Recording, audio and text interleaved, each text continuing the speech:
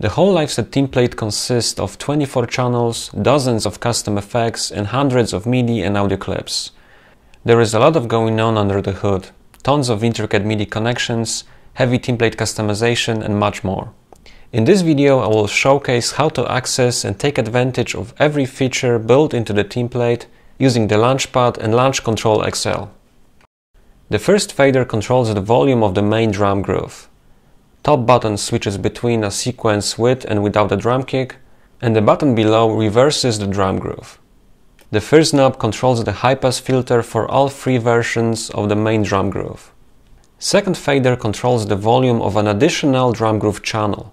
Not every scene has an additional drum groove, but many of them have. The first button from the top mutes the sequence.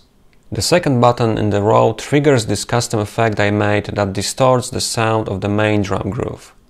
The first knob controls the high-pass filter for the additional drum groove channel, the second one controls the amount of delay, the third one does the same for the reverb. The same functionality is applied to the knobs in the next four group of channels. Channels 3, 4, 5 and 6, instead of audio loops, feature drum kits full of samples and MIDI clips. Each drum kit channel has two MIDI sequences ready to be sent via MIDI notes to the drum kit. You can turn on and off each sequence by pressing the buttons below the channel faders. On the third channel you have a drum kit with closed hi-hats, open hi-hats and shakers. On the fourth channel, drum kit with snares and claps. On the fifth, kit with toms and congas, and on the sixth, effects and other percussion instruments. Faders in all of the drum kit channels control the volume of each one.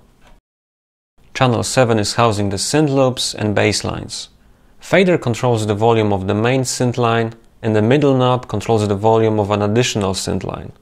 The first knob controls the high-pass filter, and the one up top controls this cool pitch-down effect for the channel. To know if the scene has an additional synth line sequence, you can check the 8th clip row on the Launchpad. Channel 8 is another drum kit channel.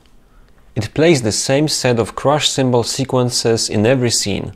Because of that, those clips are absent from the Launchpad. You can add those sequences to the mix by using the buttons below the volume fader. Knobs for the channel control the high-pass filter, pitch of the samples and the decay of the samples. Now let's move to the effects.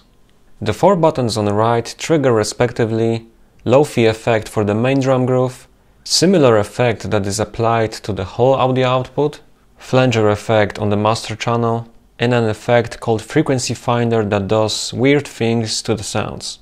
Now let's get back to the first channel. The three knobs up top play a pretty big part in this template. As I said earlier, this one controls the high-pass filter but only for the main drum groove.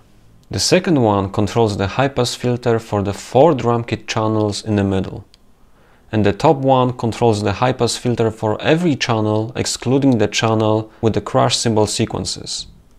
Now let's take all that info and in part 3 I'll showcase the template in action.